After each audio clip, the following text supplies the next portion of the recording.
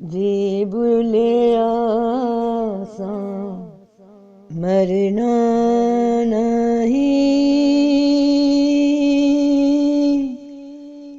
گور پہ آ کوئی اور، گور پہ آ کوئی اور۔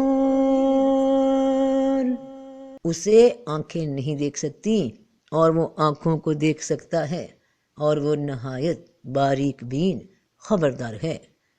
سوچ وہ سورس ہے جو رب تک پہنچاتا ہے، وہ علم والا ہے، حکمت والا ہے، ہر شے علم سے احاطہ کیے ہوئے ہے، اور علم سوچ سے تعلق رکھتی ہے، سوچ خیال سے تعلق رکھتا ہے، خیال غور سے تعلق رکھتا ہے، غور فکر سے تعلق رکھتا ہے، فکر عمل سے تعلق رکھتا ہے، اور یہ سب نام تصور کی زبان ہیں۔ اللہ سوچ ہے، خیال ہے، وہ اتنا لطیف ہے کہ اس کے آنے کی تمہیں خبر نہیں ہوتی، تم خیالات کے ذریعے اس کی مانیٹرنگ میں ہو، واچ ہو رہے ہو، دیکھے جا رہے ہو، تمہارے ہی مشاہدے تم دیکھ رہے ہو، مگر دیکھیں کہیں اور سے جا رہے ہو۔ تو غور کرو، غور کرو، غور کرو۔ قرآن میں بار بار غور کرنے پہ حکم دیا گیا، کیونکہ جس کی تلاش میں ہو وہ غور و فکر سے تعلق رکھتا ہے، سوچ ہے۔ کسی کو جاننے کے لیے اس کے رویے کو جاننا، عادات کو جاننا بہت ضروری ہوتا ہے۔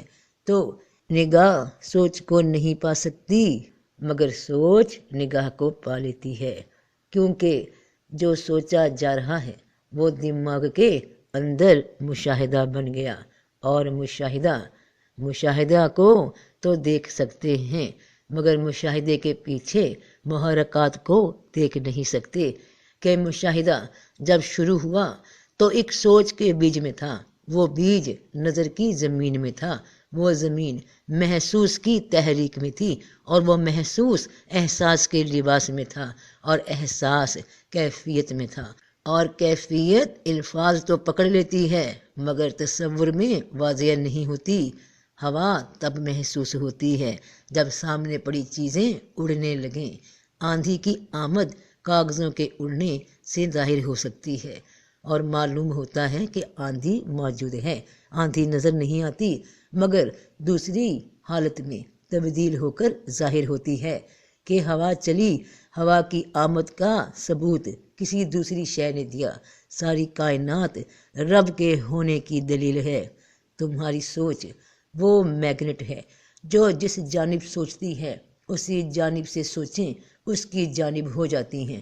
کائناتی سپورٹ جو انسان کے حق میں ہوئی، تم ایک طرف سوچنا شروع ہوئے، غور و فکر کا دور چلا اور منظر بننے لگے، منظر تیزی سے آنکھوں کے سامنے سے گزرنے لگے، پھر ان میں ٹھہراؤ آیا اور تصور صاف ہونے لگا۔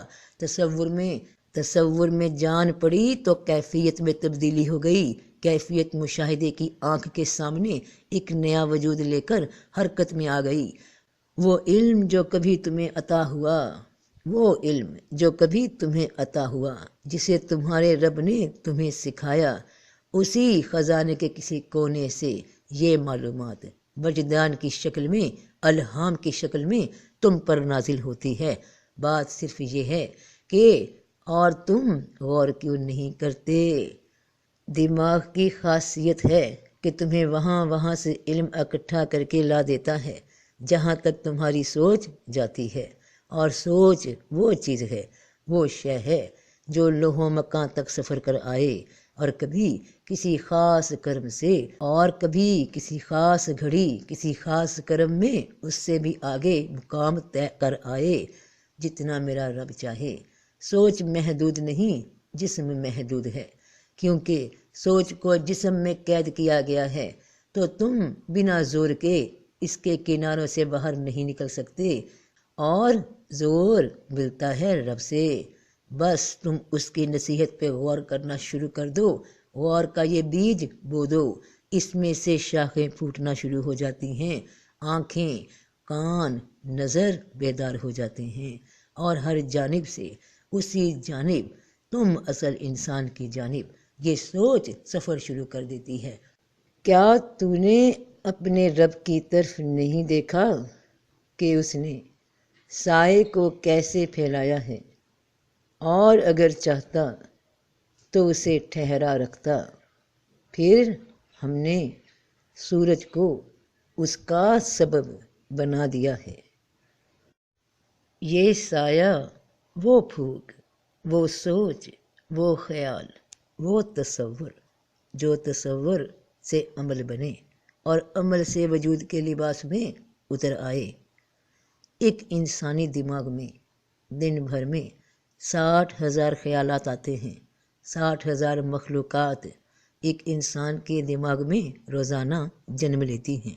اس کے خیالات کا تصور بن جانا، تصور کا وجود بن جانا محض ایک انسان۔ تو سوچو، وہ رب ہے، اس کی ایک ایک تصویر، اس کا ایک ایک تصور مکمل جہان ہے۔ اس کے ایک خیال کی مثال یہ تمہاری دنیا، اور اس جہان کے سرکل کی زندگی چلانے کے لیے اس نے سورج کو مقرر کر دیا۔ نہ جانے اس کے کتنے جہان ہیں، کتنی مخلوقات ہیں، کتنے خیال ہیں، کہ اگر انسان شمار کرنا چاہے تو رب کہتا ہے کہ سمندر سارے سیاہی بنا لو، درخت سارے جگ کے قلم بنا لو، تب بھی لکھ نہ پاؤ گے اس کی مخلوقات اور جہانوں کے متعلق، نہ جان پاؤ گے۔ تو جسم ایک وقت میں ایک ہی جگہ رہ سکتا ہے، وہ سوچ کے ساتھ سفر نہیں کر سکتا، البتہ سوچ اس میں سفر کرتی ہے۔ جسم ایک وقت میں ایک ہی جگہ رہ سکتا ہے اور ایک ہی جگہ موجود ہوتا ہے، اور اگر انسان کو یہ بات سمجھ آ جائے کہ یہ سوچ کسی ایک ہی جگہ رکھنا ہے، تو اس سوچ میں سے پھر نتیجے بڑی جلدی ظاہر ہونے لگتے ہیں۔ سوچ کا بکھرنا انسان کا بکھرنا ہے، اس لیے یکجا کرنا اس سوچ کو بڑا ضروری ہے تاکہ کسی مقام سے واقعات کا نزول شروع ہو سکے۔ جیب لے آساں مرنا نہیں، گور پہ آ کوئی ہو